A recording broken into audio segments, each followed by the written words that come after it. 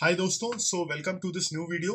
आज इस वीडियो में हम एक बहुत ही इंटरेस्टिंग टॉपिक डिस्कस करना चाह रहे हैं, जो कि है how to find startup ideas. Startup ideas कैसे ढूंढें।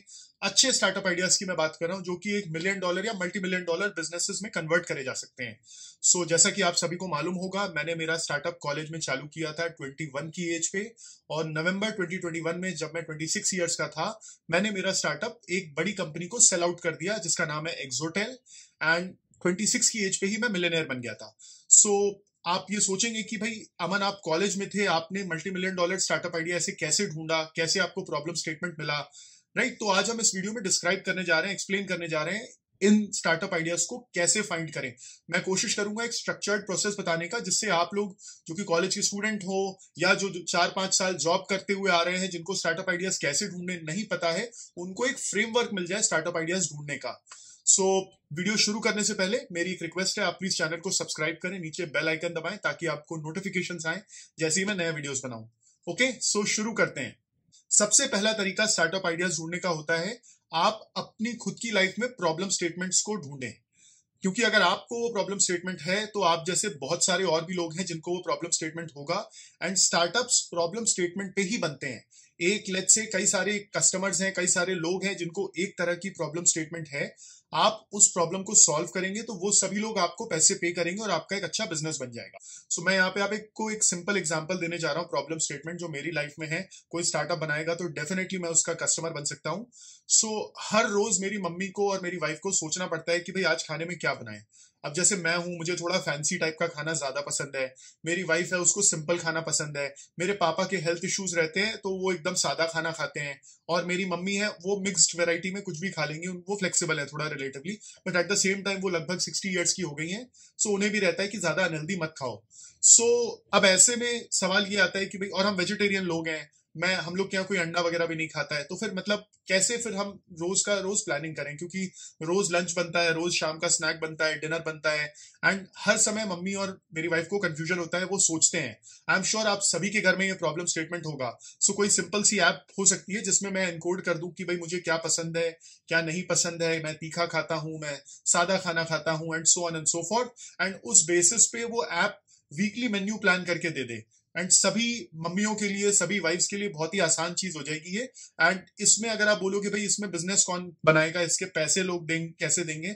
सही बात है, सभी लोग इसके पैसे नहीं देंगे, तो आप ये ऐप एक फ्री में लॉन्च कर सकते हो, ताकि सारी हाउसवाइफ, सारी हमारी मम्मियां इस चीज को डाउनलोड कर पाए, फ्री में यूज कर पाए। एंड उस पर आप बिजनेस मॉडल्स बिठा सकते हो। जैसे नेचुरल सी बात है, अगर आप मेन्यू में सजेस्ट कर रहे हो कि भाई आज आप पनीर की सब्जी बनाइए, दाल बनाइए या शिमला मिर्च की सब्जी बनाइए, तो पहला थॉट प्रोसेस आता है कि भाई ये सब्जियां ऑर्डर करनी है। मुंबई जैसे मेट्रो सिटी में ग्रोसरी डिलीवरी की सर्विसेज लोग काफी यूज करते हैं। आप उनसे इंटीग्रेशन कर लो, उनसे आप ट्रांजैक्शन फीस चार्ज करो कि भाई मैं आपको कस्टमर रेफरल लाके दे रहा हूँ। उसके अलावा घर पे और भी सामान ऑर्डर करना है, जो मसाले होते हैं या और भी जो रॉ मटेरियल, ग्रोसरी के अलावा जो मटेरियल रहता है, भाई किसी के अंडे की सब्जी बन रही है तो अंडा ऑर्डर करना है, तो ये सारी चीजों का आप पूरा एक फ्रेमवर्क बना सकते हैं। अपने प्रोडक्ट के थ्रू इसको ऑर्डरिंग करवा सकते हैं और आपका एक इसमें एक बढ़िया ग्रोसरी डिलीवरी का बिजनेस इंटीग्रेट हो जाएगा, जिसमें आप पैसा कमा सकते हैं। एंड ये इन्वेंट्री हैवी नहीं होगा अगर आप टाई अप कर लें, जो भी जैसे स्टार्टअप्स हैं, ब्लिंकिट है, जेप्टो है, और भी एटलीस्ट मुंबई में तो काफी सारे ये सारे कॉमन है, तो आप इनसे टाई अप कर सकते हो। ये मेरा एक थॉट प्रोसेस है इसमें बिजनेस बनाने का। इसकी और भी चीजें हो सकती हैं जिसके बारे में मैंने सोचा नहीं है। भाई आप ऐसा सोचो कि एक हाउसवाइफ या एक मदर उस ऐप को यूज कर रही है, तो उनको और क्या चीजें चाहिए हो सकती हैं, वो सारी चीजें आप इसमें दे सकते हो। उनमें से कुछ लोग होंगे जो कि पे करने को तैयार होंगे और आपका एक बिजनेस बन सकता है। बेसिकली टू समराइज, जो मैंने अभी आपको जस्ट बताया, ये एक तरीका है कि आप फाइंड करो आपकी लाइफ में क्या प्रॉब्लम स्टेटमेंट है। आप स्टूडेंट हो तो आपको एक बेटर ग्रेड चाहिए, आप 4th ईयर में हो तो आपको एक जॉब चाहिए, कोई इंसान जो जॉब में है तो उसको प्रमोशन चाहिए, अप्रेजल चाहिए। ये सारे हमारी लाइफ में प्रॉब्लम स्टेटमेंट्स हैं, इनको अलग अलग तरीके से सॉल्व किया जा सकता है।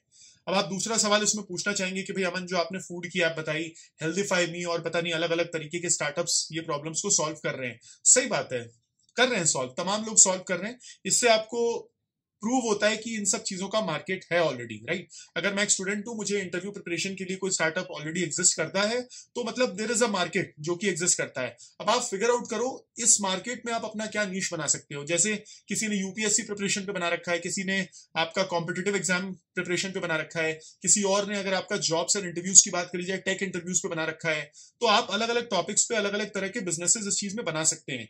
या कोई ऑलरेडी बिजनेस है एग्जिस्टिंग, उसके कस्टमर से आप बात करो और उनसे पूछो कि भाई आपका जो सर्विस प्रोवाइडर है ये आपको क्या चीज नहीं दे पा रहा है।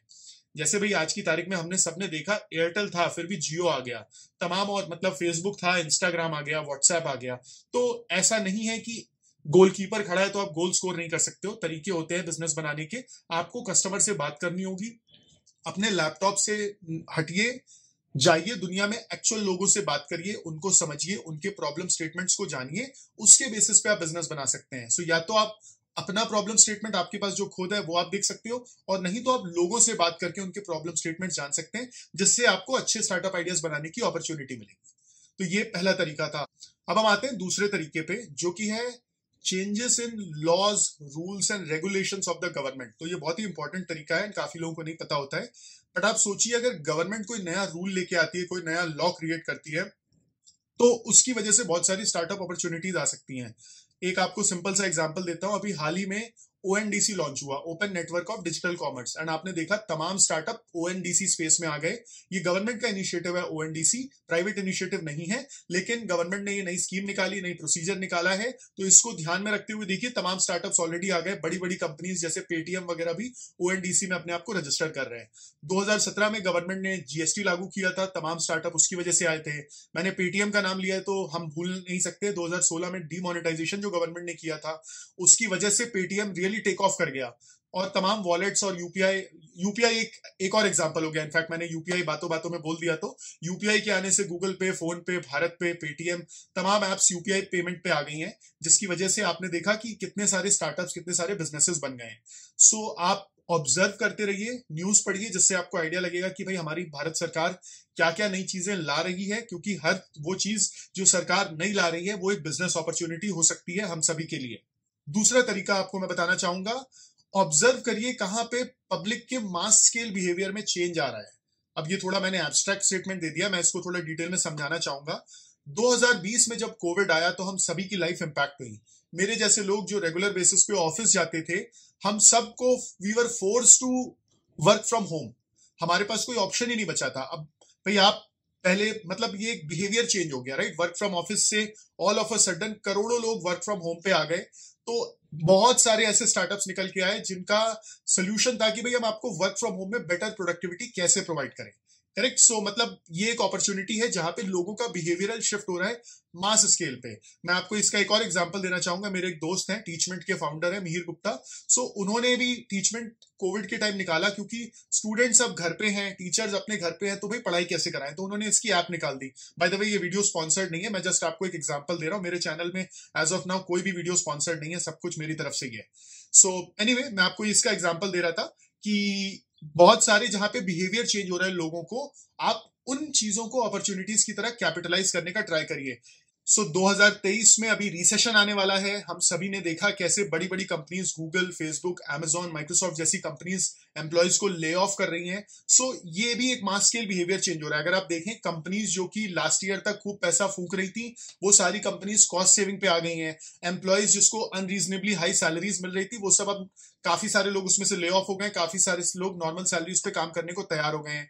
बाय द वे मैं सबकी सिचुएशन से एम्पैथाइज करता हूं। जिन लोगों की जॉब गई है, भगवान करे उनको जल्दी से जल्दी दूसरी अपॉर्चुनिटी मिल जाए। हमारी कंपनी भी कॉग्नो एआई हायर कर रही है, तो आप चाहे तो आप प्लीज अप्लाई कर सकते हैं जॉब के लिए। But anyway, coming back to the main topic, यहाँ पे भी अगर आप देख सकते हैं मास स्केल बिहेवियर चेंज हो रहा है कंपनीज का, एम्प्लॉइज का, इन सभी लोगों का। सो ये भी एक अपॉर्चुनिटी है, बिकॉज जैसे 2008 के रिसेशन में उबर और एयरबीएनबी जैसे स्टार्टअप्स आए। एयरबीएनबी से पहले अगर आप सोचें तो लोग सोच भी नहीं सकते थे कि भाई दूसरा गेस्ट जो कि एक अननोन है, एक ऐप के थ्रू मेरे घर पे आके रह रहा है। लेकिन 2008 में रिसेशन आया, तमाम लोगों की नौकरी चली गई, तो ये एक जरिया बन गया उनके लिए पैसे बनाने का। सो ह्यूमन बिहेवियर चेंज हो रहा था, इस वजह से लोग तैयार हो गए कि भाई ठीक है, चलो मेरे घर पे कोई इंसान रह रहा है, मैं उसको रख लूंगा, क्योंकि पैसे की जरूरत ज्यादा है। यही चीज अगर आप 2021 में बोलते, जहां पे इनफाइनाइट फंडिंग थी मार्केट में, मार्केट एकदम भाग रहे थे, स्टॉक मार्केट में लोग पैसा कमा रहे थे, तो शायद ऐसी चीज ना होती। तो ये जहां पे मास स्केल बिहेवियरल चेंजेस हो रहे हैं, इन चीजों को आप ध्यान में रखें। ये एक बहुत अच्छी स्टार्टअप अपॉर्चुनिटीज बन सकती हैं। 2023 का जो रिसेशन आने वाला है, मेरे हिसाब से ये एक बहुत अच्छी स्टार्टअप अपॉर्चुनिटी है हम सभी के लिए। तो आप जरूर इसमें एक्सप्लोर करें कि आप क्या बिजनेस, क्या स्टार्टअप बना सकते हैं। तीसरा एग्जाम्पल मैं देना चाहूंगा, जहां पे बहुत बड़ी इंडस्ट्रीज जो कि वेल एस्टैब्लिश्ड हैं, कई साल से इनकम्बेंट हैं, इनकम्बेंट मतलब एक वेल सेटल्ड प्लेयर्स हैं, वो डिसरप्ट हो रहे हैं पूरी तरह। इसका मैं एक सिंपल सा एग्जांपल दे सकता हूं। 2016 के आसपास, if I am not wrong, हमारा रिलायंस जियो लॉन्च हुआ था। उसके चक्कर में एयरटेल और वोडाफोन जैसी कंपनीज की एक बार तो बैंड बज गई थी। वोडाफोन तो एज ऑफ टुडे, जिस दिन मैंने वीडियो बनाया, आज काफी स्ट्रगल कर रहा है। लोग बोल रहे हैं कंपनी शटडाउन हो जाएगी, दुनिया भर की डेट में चली गई है। बट अब आप इससे सवाल ये आता है कि भाई आप इसमें स्टार्टअप आइडियाज कैसे बना सकते हो। रिलायंस जियो डिसरप्ट कर रहा है अगर वोडाफोन आइडिया और एयरटेल को, तो इसमें आपके लिए क्या अपॉर्चुनिटी है। तो आप सोचिए, रिलायंस जियो एक नया बिजनेस मॉडल आया। मुझे याद है मेरे टाइम पे जब मैं स्कूल में था, तब I think 98 rupees per month का 1 GB 2G डेटा मिलता था। आज की तारीख में आपको 250-300 रुपए महीने में अनलिमिटेड डेटा मिल रहा है। Practically 2-3 GB 5G data per day meal रहा है। तो ये एक बहुत बड़ा शिफ्ट हुआ। अब इससे ह्यूमन बिहेवियर में क्या चेंजेस आ रहे हैं भाई, सब लोग यूट्यूब यूज करने लग गए, टिकटॉक, इंस्टाग्राम, व्हाट्सएप भर भर के यूज होने लगा। मतलब मेरे पेरेंट्स जैसे लोग जो कि ज्यादा स्मार्टफोन, इंटरनेट ये सब यूज नहीं करते थे, आज मेरे डैड रिटायर्ड हैं, घर पे बैठे रहते हैं, वो दिन भर YouTube videos, Netflix, Amazon prime यही सब देखते रहते हैं। मेरी मम्मी तमाम टीवी शोज देखती हैं। सो तमाम ओटीटी प्लेटफॉर्म्स आ गए। ये जो सोशल मीडिया चैनल्स हैं जो कि इंडिया में उतनी तेजी से ग्रो नहीं करते, रिलायंस जियो के इंटरनेट सर्विसेज की वजह से ये अलग ही स्पीड पे ग्रो करे हैं। सो ये एक स्टार्टअप अपॉर्चुनिटी है इस टाइप की, जहां पे कोई बड़ी इंडस्ट्री डिसरप्ट हो रही है, तो मतलब उसमें कुछ बड़ा हो रहा है, जिस वजह से आई थिंक सेकंड पॉइंट पे जो हमने बोला था, ह्यूमन बिहेवियर का बहुत ज्यादा चेंजेस होंगे। तो वो आप देख सकते हैं, ये अपने आप में एक अपॉर्चुनिटी होती है स्टार्टअप्स बनाने की। सो टू समराइज, मैं आपको फिर से हमारे पॉइंट्स एक बार रिपीट करना चाहूंगा। सबसे पहला है लुक फॉर प्रॉब्लम स्टेटमेंट्स। ये एकदम फंडामेंटल तरीका होता है स्टार्टअप बनाने का। लोगों की लाइफ में प्रॉब्लम आ रही है, आप उसको सॉल्व करेंगे, आप उसमें स्टार्टअप बना सकते हैं, $1 मिलियन बिजनेस बना सकते हैं। Second, government rules and regulations. Government जब भी कोई नए रूल्स, नए लॉज, नए रेगुलेशंस लाती है, उसमें स्टार्टअप आइडियाज पॉसिबल हो सकते हैं। Third, changes in human behaviour, जहां पे कि हमारा 2023 का रिसेशन आ रहा है, या कोविड हुआ था, या 2008 में रिसेशन आया था, ऐसे ह्यूमन बिहेवियर चेंजेस जहां होते हैं, वहां स्टार्टअप अपॉर्चुनिटीज होती हैं। And fourth, large scale industry disruption, जैसे कि रिलायंस जियो आया, उसने हमारी टेलको इंडस्ट्री को डिस्टर्ब किया, तो फिर तमाम स्टार्टअप आइडियाज निकल के आए। इस टाइप के डिस्ट्रप्शंस को भी आप ऑब्जर्व करते रहें। जहां पे ऐसे डिस्ट्रप्शंस होंगे, वहां पे स्टार्टअप आइडियाज आने की अपॉर्चुनिटी है। अगर आपके पास कोई और थॉट प्रोसेस है इससे रिगार्डिंग, तो प्लीज नीचे कमेंट में शेयर करें अपने थॉट्स की, और कैसे स्टार्टअप आइडियाज ढूंढे जा सकते हैं। एंड प्लीज चैनल को like, subscribe and bell icon पे डेफिनेटली क्लिक करें, और अपने दोस्तों के साथ इस वीडियो को शेयर करें। Thank you.